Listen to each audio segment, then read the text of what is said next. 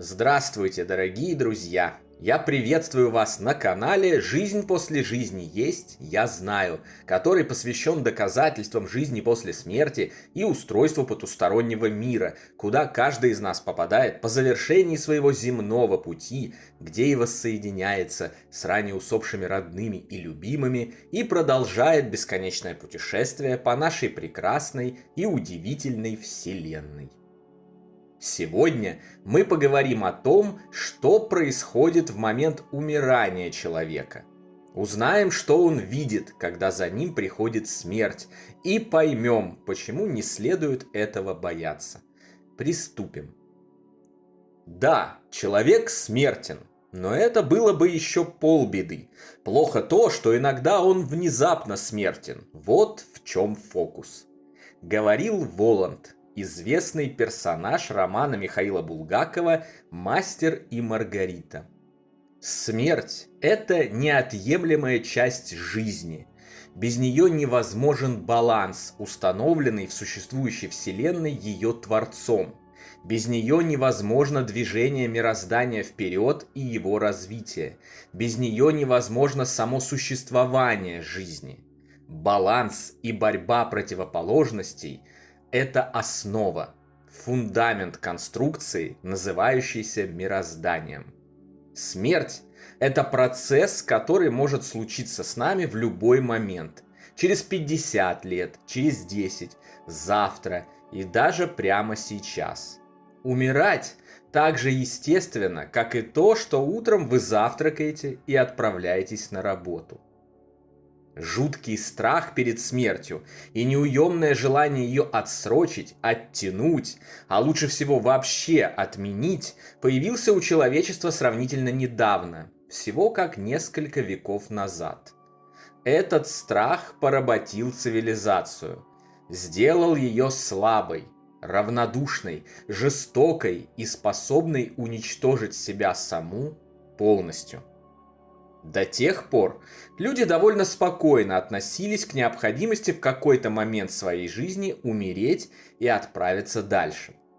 Для них это было то же самое, что родиться, работать, построить дом, обрести семью, оставить потомство. Обычный и обязательный пункт программы. Кроме того, в те времена знание о том, что смерть – это не конец, но продолжение – тоже было естественным почти для всех.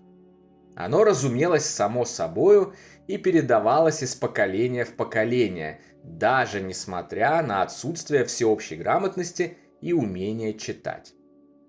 Это сейчас при одном упоминании смерти и жизни после смерти на тебя начинают шипеть, просить замолчать и отправлять к психиатру за таблетками. Тогда же среднестатистический человек знал, что это неизбежно случится, а в условиях тех лет случится скорее раньше, чем позже, и понимал, что он все равно будет совершать этот переход, а значит и нет никакого смысла переживать насчет него. Наши древние предки готовились к смерти на протяжении жизни, и потому в большинстве своем проходили этот процесс без особых затруднений. Русские крестьяне спокойно ложились под образа, чувствуя приход смерти, оставляли указания своим родным и близким и тихонько отходили. Викинги вообще приветствовали смерть и праздновали возвращение своих соплеменников в Вальгаллу. И поныне некоторые народы рассматривают естественную смерть как праздник, но не как повод для траура. Так как же проходит этот неизбежный и естественный для всех процесс? Обобщив огромный массив данных качественных источников информации о жизни после смерти и устройстве потустороннего мира, исследования и эксперименты в этой области, можно легко постигнуть это и узнать все подробности, избавившись от страхов и обретя спокойное отношение, такое же, как было у предыдущих поколений. Что, в свою очередь, значит сосредоточиться на жизни, использовать все ее потрясающие возможности и достигнуть максимума за годы пребывания в биологическом аватаре. Итак, Все начинается в момент, когда тело по тем или иным причинам прекращает функционировать, когда в нем прекращается жизнедеятельность, останавливается сердце, кровь перестает циркулировать, воздух наполнять легкие. Если только речь не идет о наложении на себя рук, что, как мы уже неоднократно упоминали, является абсолютно недопустимым, ошибочным и глупым поступком, сильно осложняющим загробное существование человека, о чем, впрочем, мы еще обязательно поговорим отдельно.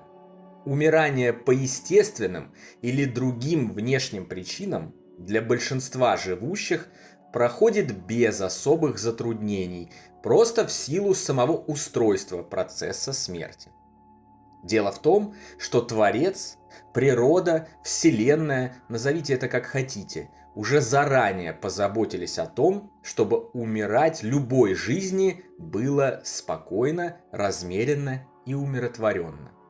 И, как я уже сказал, только наш жуткий страх мешает нам увидеть это и осознать. Здесь, возвращаясь к Воланду, с которого я начал сию лекцию, я должен разделить описание процесса умирания на ожидаемое и внезапное, поскольку в этих различающихся случаях все обстоит несколько по-разному. Когда человек осведомлен о приближающейся смерти, например, в случае серьезного заболевания тела, и находится на смертном одре, в момент, когда его материальная оболочка прекращает жизнедеятельность, он, будучи еще в сознании, может увидеть проблески потустороннего мира и сообщить о них тем, кто находится у его постели. Именно такой тип умирания явился причиной появления огромного множества свидетельств о том, что умирающие видят своих ранее усопших родных, любимых и близких, разнообразные порталы, туннели и невероятные по красоте пейзажи за ними. Эти удивительные явления тоже заслуживают отдельного обстоятельного разговора и самостоятельной лекции, которая будет чуть позже. Дождитесь ее, дорогие друзья. Человек же, умирающий внезапно, например, от вражеской пули или действий пьяного водителя, ничего сообщить не успевает и сразу отправляется по дороге, ведущей на ту сторону. На этом, пожалуй, все различия и заканчиваются. Сама же смерть очень похожа на погружение в сон. Независимо от каких-либо обстоятельств, для умирающего этот переход происходит столь же незаметно, как привычное засыпание. Вот он в этом мире, а вот уже в следующем, и все. Каждый из нас знает, что такое отход ко сну. Все мы на протяжении жизни проходили его бесчетное количество раз. Смерть почти ничем не отличается. Это лишь незаметный и мгновенный перевод фокуса внимания нашего духа с плотного мира на мир тонкий, потусторонний. При этом сама смерть, сам этот переход, абсолютно безболезнен. Боль может существовать лишь до смерти тела. Затем она остается в нем. Выходящий из тела дух ее с собою не забирает. Разнообразные ранения, увечья, сбои прижизненной биологии – все это остается в теле. Калеки возвращают утраченные конечности, слепые – возможность видеть. Пораженные дегенеративными изменениями мозга – нормально управлять всеми своими функциями и так далее. С собой дух может забрать только психические хвори. Разные депрессии, биполярные тревожные расстройства, психозы, фиксации на печалях, жалости к себе, всяческие зависимости и тому подобное. Поэтому, к слову, и важно избавиться от всего этого на протяжении жизни, чтобы подойти к умиранию свободным и пройти его, что называется, на максималках, без осложнений. Выйдя из тела, умирающий ощущает небывалую легкость, отсутствие боли и неудобств в биологической оболочке. Он отмечает, что его зрение расширилось до 360 градусов вокруг, Появилась способность читать мысли других, гораздо быстрее соображать и обрабатывать информацию. Возникли способности к полету и мгновенному перемещению из одной точки плотного мира в другую лишь по одному мысленному сосредоточению. Он видит наш обычный земной мир, всю его привычную обстановку, людей, оставшихся в нем, здания, дороги, водоемы, горы и все остальное.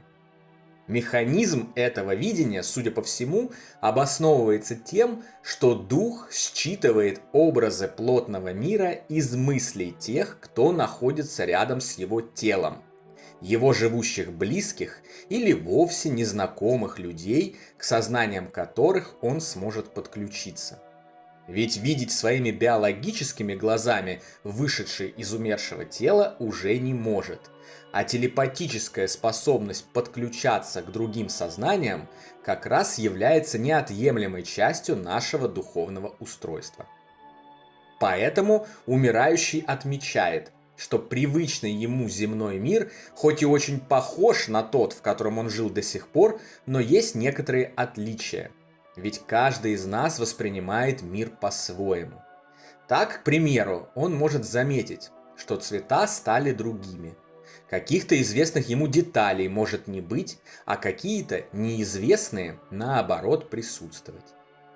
Взаимодействовать с этим плотным миром при этом вышедший из тела дух не может. Его материя для него уже недоступна. И хоть он обладает другим телом, у которого все так же есть руки, ноги, голова и туловище, все это проходит сквозь предметы и обстановку мира, ведь это уже не реальный мир, а его образ.